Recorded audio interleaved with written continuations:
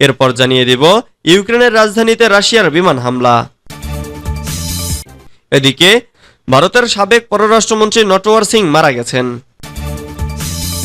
এরপর জানিয়ে দিব রুশ ভূখণ্ডে ব্যাপক হামলা, স্বীকার করলেন জেলেনস্কি। আরও জানিয়ে দিব নির্বাচনী প্রচারণায় হ্যাকিংয়ের শিকার ট্রাম্প। সর্বশেষ জানিয়ে দিব তুরস্কে পারমাণবিক নিরাপত্তায় ইউক্রেন রাশিয়াকে সংযত হওয়ার আহ্বান। এতক্ষণ শুনছিলেন সংবাদ শিরোনাম, এবারে বিস্তারিত। তবে অনুরোধ থাকবে ভিডিওটিতে একটি লাইক করবেন এবং কমেন্ট করে জানিয়ে দিবেন কোন জেলা থেকে আপনি আমাদের এই ভিডিওটি দেখছেন। ইসরায়েলে হিজবুল্লাহর নজিরবিহীন ড্রোন ও রকেট হামলা। ইসরায়েলের উত্তর অংশে নজিরবিহীন হামলা চালিয়েছে লেবাননের সশস্ত্র গোষ্ঠী হিজবুল্লাহ। ইসরায়েলি বাহিনী লেবাননের সিডন শহরে হামাসের একজন শীর্ষ পর্যায়ের কমান্ডারকে হত্যা করার পর এ প্রতিশোধমূলক হামলা চালায় হিজবুল্লাহ। শনিবার এক বিবৃতিতে হিজবুল্লাহ জানিয়েছে উত্তর ইসরায়েলের সাফাদ শহরের কাছে মিজভে এলন সামরিক ঘাঁটিতে হিজবুল্লাহ যোদ্ধারা ব্যাপক হামলা চালায়। এই ঘাঁটিকে ইসরায়েলি সেনারা তাদের সমাবেশ এবং অভিযান পরিচালনার কেন্দ্র হিসেবে ব্যবহার করে থাকে। এছাড়াও এই ঘাঁটি থেকে জরুরি ভিত্তিতে গোলাবারুদ সংগ্রহের কাজও করে থাকে দখলদার বাহিনী। হিজবুল্লাহ আরও জানায় এই ঘাঁটিতে অবস্থানরত ইসরায়েলি সেনা কর্মকর্তা ও সাধারণ সৈনিকদের ওপর সরাসরি ড্রোন হামলা চালানো হয় এবং এতে নিশ্চিতভাবে ব্যাপক হতাহতের ঘটনা ঘটেছে। এদিকে লেবাননের আল মায়াদিন টিভির প্রতিবেদন অনুযায়ী হিজবুল্লাহ ঘোষণা করেছে তাদের যোদ্ধারা ইসরায়েলের রামিয়া সামরিক ঘাঁটিতে ড্রোন হামলা চালিয়ে গুপ্তচর সরঞ্জামগুলোকে ধ্বংস করেছে। ইউক্রেনের রাজধানীতে রাশিয়ার বিমান হামলা। ইউক্রেনের রাজধানী কিয়েভে বিমান হামলা চালিয়েছে রাশিয়া। হামলায় তাৎক্ষণিকভাবে হতাহত ও ক্ষয়ক্ষতির কোনো খবর পাওয়া যায়নি। রোববার 11 আগস্ট এক প্রতিবেদনে এ তথ্য জানিয়েছে বার্তা সংস্থা রয়টার্স। কিয়েভের মেয়র এবং সামরিক প্রশাসনের কর্মকর্তারা জানিয়েছেন রাশিয়া কিয়েভের ওপর বিমান হামলা চালিয়েছে। রুশ বিমান হামলা প্রতিহত করতে শহরের উপকণ্ঠে আকাশ প্রতিরক্ষা ব্যবস্থা মোতায়েন করা হয়েছে। মেসেজিং অ্যাপ টেলিগ্রামে দেওয়া এক বার্তায় কিয়েভের মেয়র ভিটালি ক্লিটসকো বলেন আকাশ প্রতিরক্ষা ইউনিটগুলো কাজ করছে, বিমান হামলার সতর্কতা অব্যাহত রয়েছে। রাশিয়ার এই হামলায় কোনো ক্ষয়ক্ষতি বা কেউ আহত হয়েছে কিনা তা তাৎক্ষণিকভাবে স্পষ্ট নয়। এদিকে কিয়েভের সামরিক প্রশাসনের প্রধান সের্দি পপকো টেলিগ্রামে বলেছেন কিয়েভ রাশিয়ার ব্যালিস্টিক ক্ষেপণাস্ত্রের হুমকির মধ্যে রয়েছে। এছাড়া কিয়েভের পাশাপাশি আশেপাশের অঞ্চলেও হামলা চালাতে পারে রাশিয়া। ভারতের সাবেক পররাষ্ট্রমন্ত্রী নটওয়ার সিং মারা গেছেন। ভারতের সাবেক পররাষ্ট্রমন্ত্রী কে নটওয়ার সিং মারা গেছেন। মৃত্যুকালে তার বয়স ছিল 93 বছর। দীর্ঘ অসুস্থতার পরে শনিবার 10 আগস্ট তিনি মারা যান বলে জানানো হয়েছে। ভারতীয় বার্তা সংস্থা পিটিআইয়ের বরাত দিয়ে রোববার 11 আগস্ট এক প্রতিবেদনে এ তথ্য জানিয়েছে সংবাদ মাধ্যম এনডিটিভি। প্রতিবেদনে বলা হয়েছে সাবেক পররাষ্ট্রমন্ত্রী কে নটওয়ার সিং দীর্ঘ অসুস্থতার পরে শনিবার রাতে মারা গেছেন বলে পারিবারিক সূত্রে জানিয়েছে। তারা জানান দিল্লির কাছে গুরুগ্রামের মোদান্ত হাসপাতালে শেষ নিঃশ্বাস ত্যাগ করেন নটওয়ার সিং। সেখানে তিনি কয়েক সপ্তাহ ধরে ভর্তি ছিলেন। রুশ ভূখণ্ডে ব্যাপক হামলা, স্বীকার করলেন জেলেনস্কি।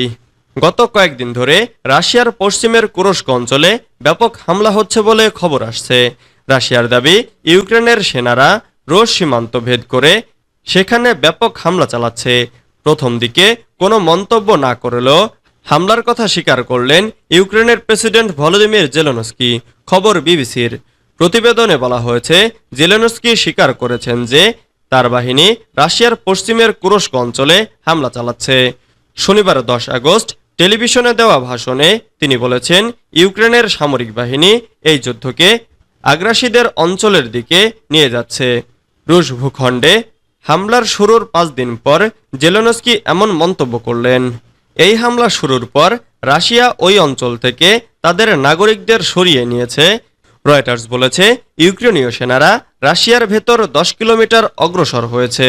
এদিকে ইউক্রেনের কর্মকর্তারা বলছেন রোববার কিয়েভ ও সুমি অঞ্চলে রাশিয়া বিমান হামলা চালিয়েছে। ইউক্রেনের জরুরি পরিষেবা রোববার জানিয়েছে হামলায় কিয়েভে ৩৫ বছর বয়সী এক ব্যক্তি এবং তার ৪ বছরের সন্তান নিহত হয়েছে। নির্বাচনী প্রচারণায় হ্যাকিংয়ের শিকার ট্রাম্প।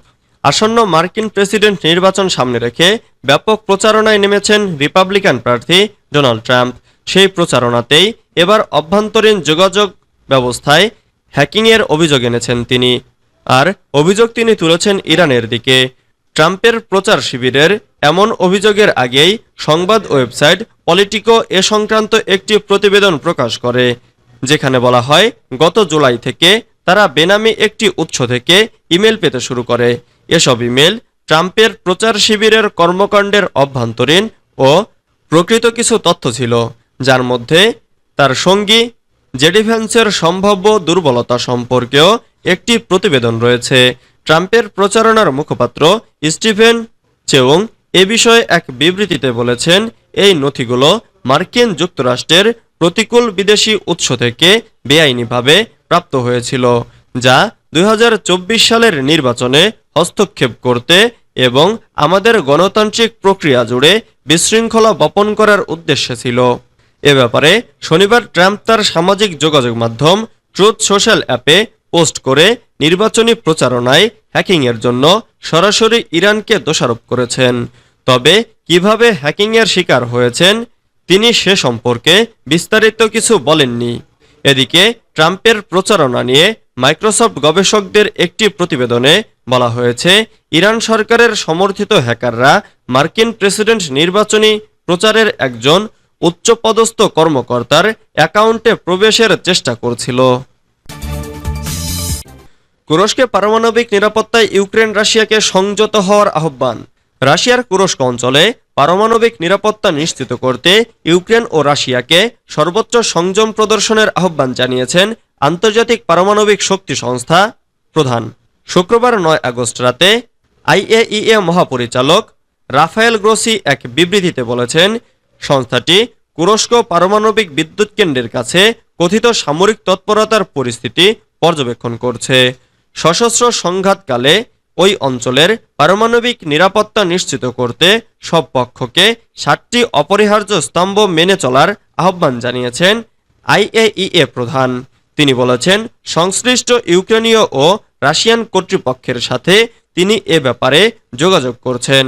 অস্ট্রিয়ার ভিয়েনায় আন্তর্জাতিক সংস্থাগুলোর সাথে রাশিয়ার স্থায়ী মিশন এক্সে জানিয়েছে, শুক্রবার রাশিয়া আইএইএ কে জানিয়েছে যে কুরস্ক অঞ্চলে ইউক্রেনের হামলার পর কুরস্ক পারমাণবিক বিদ্যুৎ